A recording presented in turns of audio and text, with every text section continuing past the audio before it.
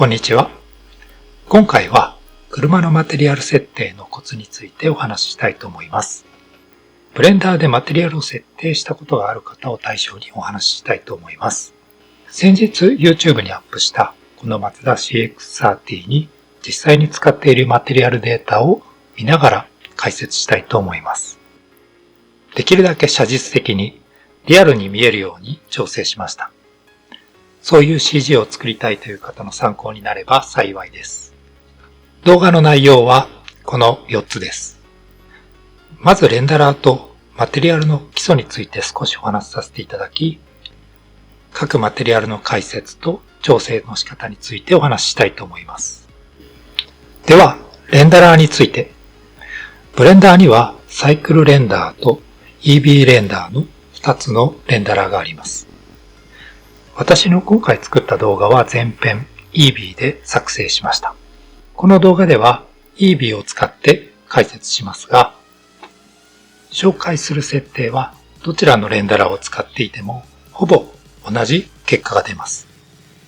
ですので、どちらのレンダラーを使っている方でもこの動画を見ていただければリアルな質感が表現できると思います。2つのレンダラーの違いを簡単に紹介します。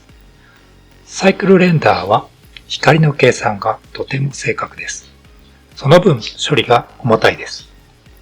それに対し EB レンダーは光の計算が不正確です。その分処理が軽いです。そして EB は設定にコツが必要です。このことからまだマテリアルに慣れていないという方にはサイクルレンダラーをお勧めします。それぞれメリットとデメリットがありますので、慣れてきたらぜひ使い分けをしてみてください。続いてマテリアルの基礎について少しだけお話しさせてください。今回私が作ったこの車のマテリアルはすべてプリンシプル BSDF というシェーダーモデルを使っています。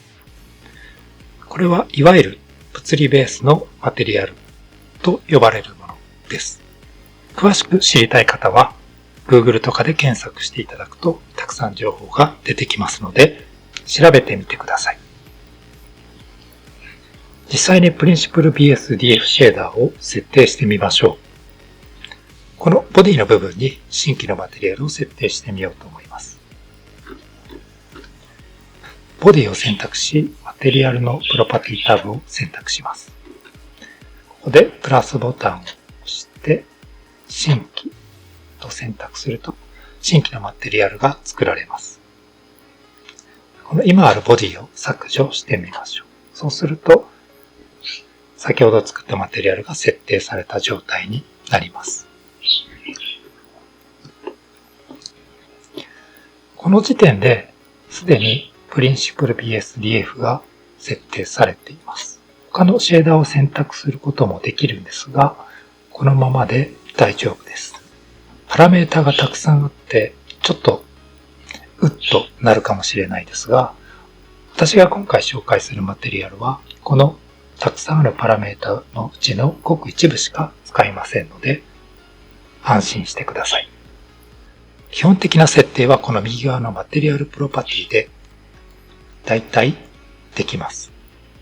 より凝ったマテリアルを作りたい場合は、このシェーダーエディターでノードを組むことができます。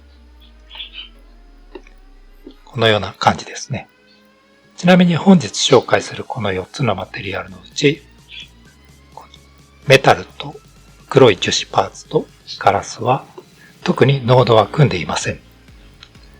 ボディは少しだけ組んでいるんですが、このノードの部分はディテールなのでそれほど重要ではありません。たくさんパラメータがありますが、ベースカラー、メタリック、粗さ、この3つがとても大切だと覚えてください。ベースカラーというのは反射率と考えています。光が当たった時にどれぐらいの光を跳ね返すかという値です。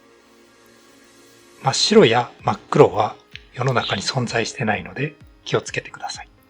Google で反射率と検索するとたくさん資料が出てきます。メタリックは金属か金属でないかです。基本的には1か0かを入力します。汚れているとか、錆びているとか、細かい粒子で混ぜているという場合にこの中間の値を使う場合もあります。粗さは表面のザラザラ、ツルツルの具合です。0だとツルツル、1だとザラザラになります。ハイライトや反射がツルツルだとくっきり映り込みます。ザラザラだと濁った状態になります。世の中にある光を通しにくい材質の大半はこの3つの設定で表現ができます。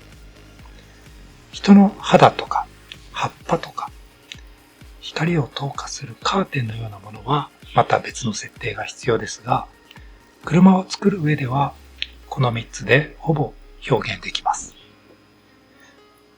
お待たせしました。各マテリアルの解説をしていきます。今回はこの前に並べてある4つのマテリアルを解説します。ボディのマテリアル。この鏡のようなメタルのマテリアル。樹脂の部分に使われている黒いマテリアル。そしてガラスのマテリアルです。ボディのマテリアルは応用編なので一番最後に解説します。ではこのメタルからやってみましょう。このボディに設定してみたいと思います。新規のマテリアルを設定します。プリンシブル BSDF が設定されていることを確認します。ベースカラーは 0.906 となっていますが、このままでいいかなと思います。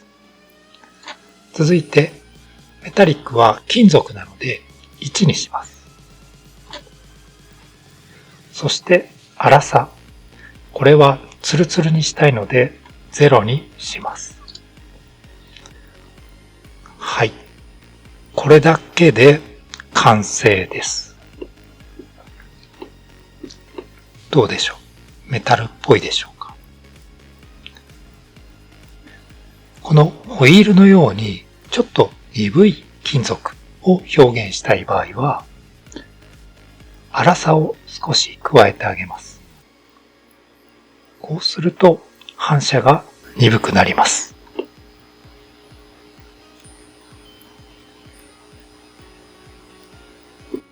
金属の色を変えたい場合は、ベースカラーに色を入れます。少しオレンジ色にするとゴールドになります。暗めの金属にしたい場合は、少し明度を落としてあげると締まった金属になります。では続いてこの黒い樹脂の質感を表現してみたいと思います。新規のマテリアルを追加します。まずは金属ではないのでメタリックは0のままです。ベースカラーをぐっと落としてみましょう。そして粗さを微調整します。0.4 ぐらい。ベースカラーは 0.2 にしてみましょう。はい、ベースカラーに少しだけ色を入れると質感が出たりします。はい、このぐらいですかね。はい、実はこれだけで完成です。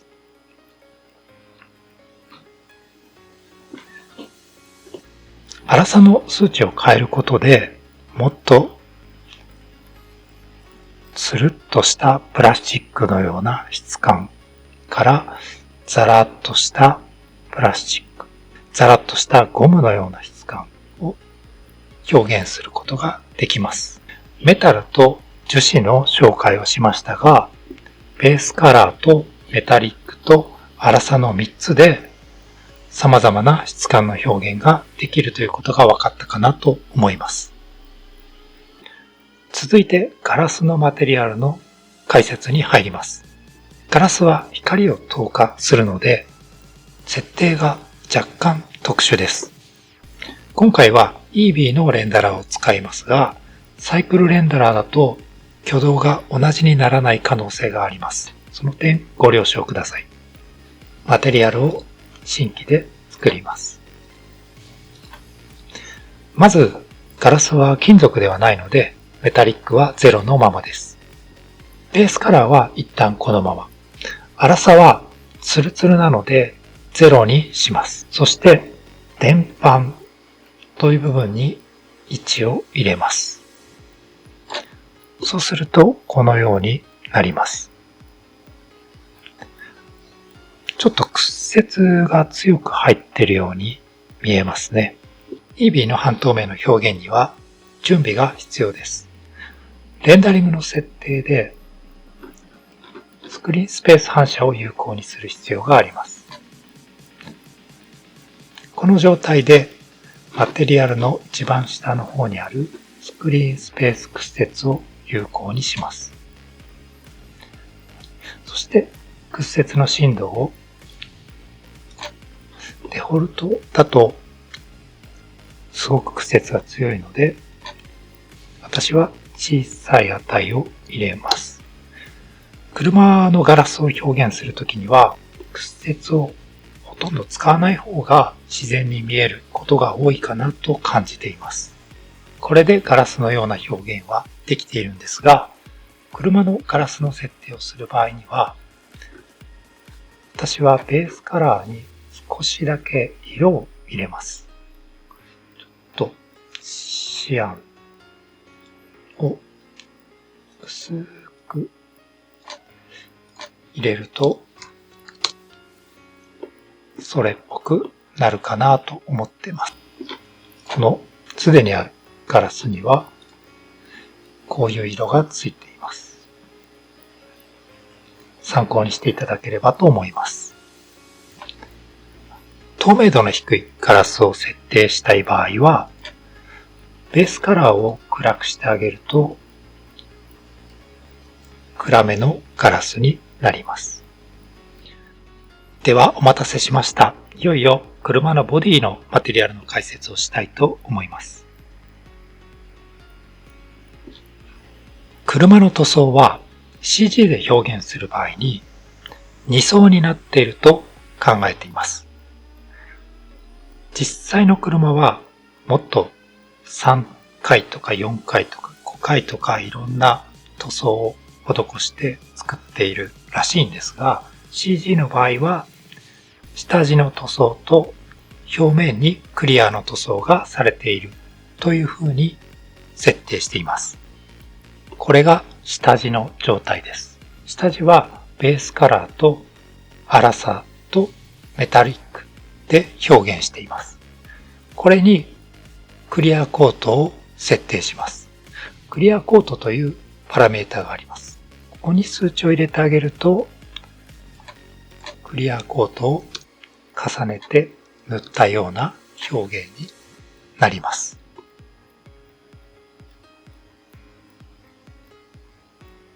下地の塗装には金属が混ぜてある場合があるみたいです。これは車のホームページなどをじっくり読んでいくと、アルミとかそういう金属の細かい粒子を塗装に混ぜて車の綺麗な光沢を作っている場合があるそうです。このボディのマテリアルの下地のメタリックは 0.9 と設定してあります。実際このマツダのこのソウルレッドっていう赤い質感は結構メタリックな感じが強いので 0.9 と強めの値を入れています。この値を変えると結構質感が変わります。一般的な車の塗装はメタリックは少なめだと思います。このような感じですね。で、メタリックを低くした場合は、ベースカラーはちょっと抑えめにした方が自然になります。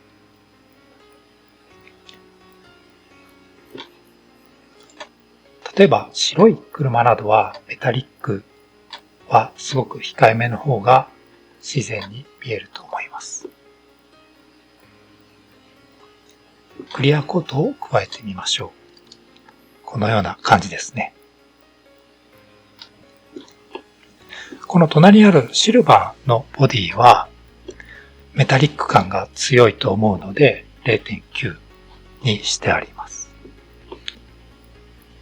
この隣にあるネイビーや黒いボディもメタリックの値は低めにした方が自然に見えるのかなと思います。このように車のボディの塗装はとても特殊です。この下地はベースカラーとメタリックと粗さで作ります。粗さも結構表情に影響が大きいので大事な値です。クリアコートは私は4というすごく大きな値を入れていますが、あまり強くしすぎると嘘くさくなってしまうかなと思います。一般的な車のように見せる場合は2ぐらいかなと思っています。展示場や CM とか広告に使う場合は特別な塗装をしているんじゃないかなという想定で4という強めの値を入れています。このあたりはいろいろ触ってみてちょうどいい値っていうのを見つけていただけたらいいなと思います。今紹介したベースカラーとメタリックと粗さとクリアコートで9割が完成します。ここからはディテールの話になるんですが、カメラがぐっと寄った時にもう少し説得力を上げるための方法を紹介します。ここで初めてこのシェーダーエディターで濃度を設定します。ボディを近くでじっくり見たときに下地がキラキラ光る表現を加えたいと思います。金属のちっちゃい粒子が塗装に含まれているということを想定した表現です。まずこのテクスチャー座標というノードを追加します。追加の入力のテクスチャー座標。続いてボロノイテクスチャーというノードを追加します。追加のテクスチャーのボロノイテクスチャーです。で、オブジェクト座標をこのベクトルにつなぎます。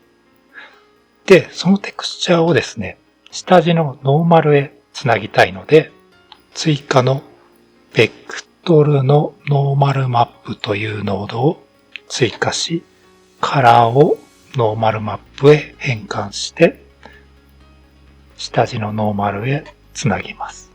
そうすると、このようなボロノイという計算で作られたテクスチャーがノーマル、表面のデコボコマッピングに設定されます。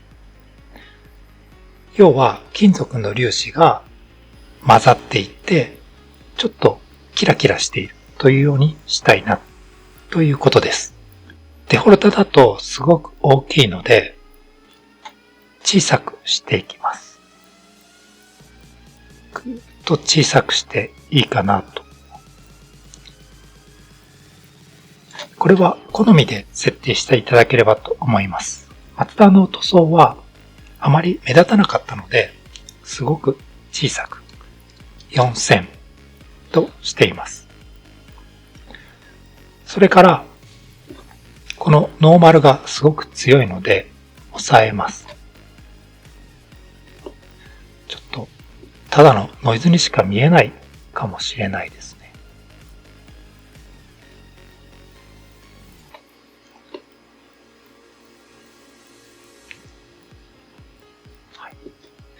これは粗さとも影響が大きいので、いろいろ試してみると面白いかなと思います。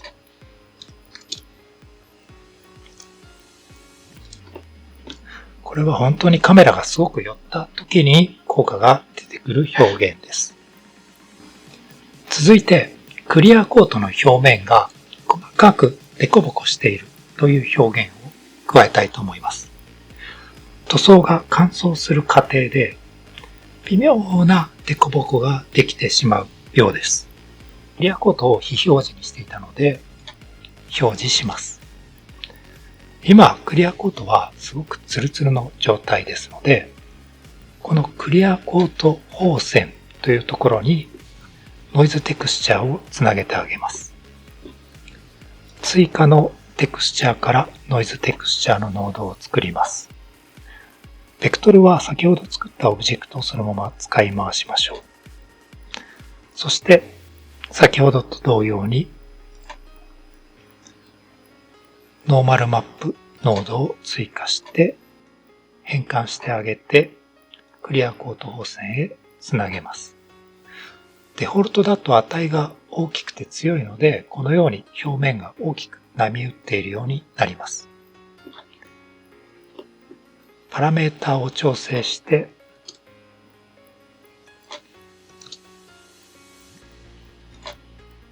細かいノイズにしてあげます。強さもこれは本当に小さい値 0.2 ミリだと思います。そうするとこのように反射の境界部分が少しだけ凸凹になります。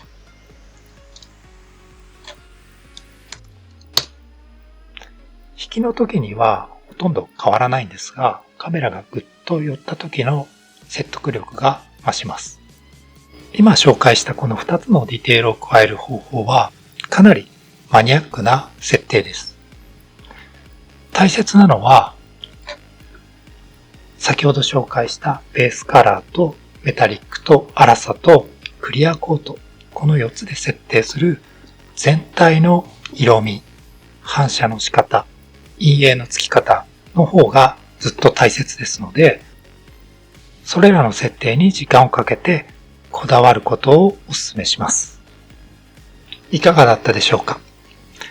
最後にこのマテリアルの調整の仕方をいくつか紹介したいと思います。もし仕事で車を作る場合は、実際の色や反射率を計測する手段があります。また、そういうデータを企業からいただくこともできると思います。私は画像や動画を資料にして作成しています。その場合にどういうふうに設定をしていけばよいのか、調整をしていけばよいのかということを紹介したいと思います。まず一つ目ですが、ライティングに HDRI を使っているんですが、それをいろいろと切り替えたり、露出を上げ下げして確認をしています。私はこの HDRI が結構気に入ってまして、ビルとか街並みが映ってるので人工物が多くて、それらと比較するのにすごくいいなと思っています。特にガラスの色味とかすごく参考になると思います。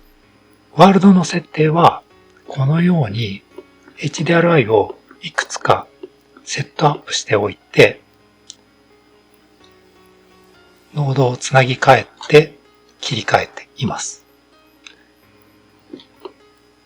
こういう人工物がたくさん置いてあると、この例えば赤の色の強さとか白い色など、あとはゴムの色とかもですね、参考になると思います。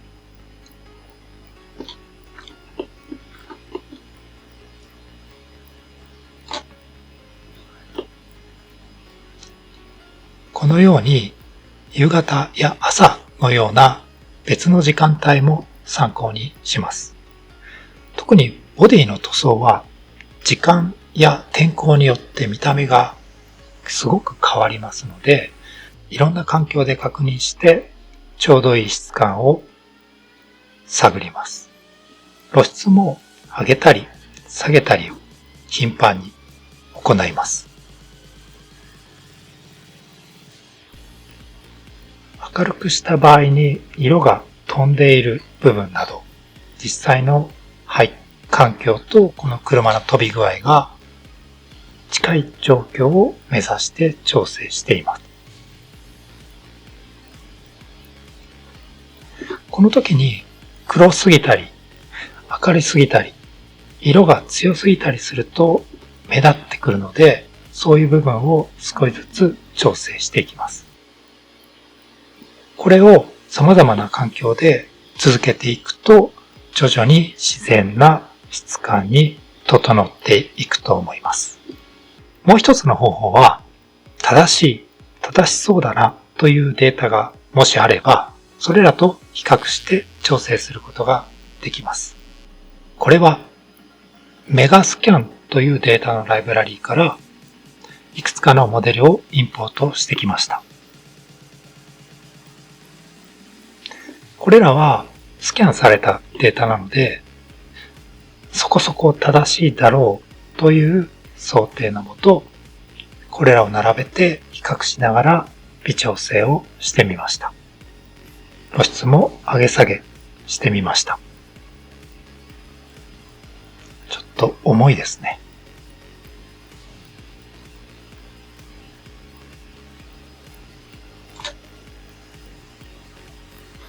一つの目安として有効かなと感じています。微調整はとにかくひたすらいくつもある質感を比較して相対的にバランスがおかしくないように調整をしていきます。この黒とこの黒、こっちの方がちょっと明るいなとか、こっちの方がもうちょっと暗いなとか、もう少し反射が鈍いなとか、ツルツルしてそうだなみたいな調整をひたすらいくつものパーツでしていきます。ここはデッサンで形を取る時と同じような考え方かなと思います。私がこのマツダ CX-30 の車を作るにあたって考えたことや試行錯誤したことの大半はこの動画でお話しできたかなと思います。質感が良くなるとクオリティがぐっと上がるので、マテリアルの設定は私は大好きです。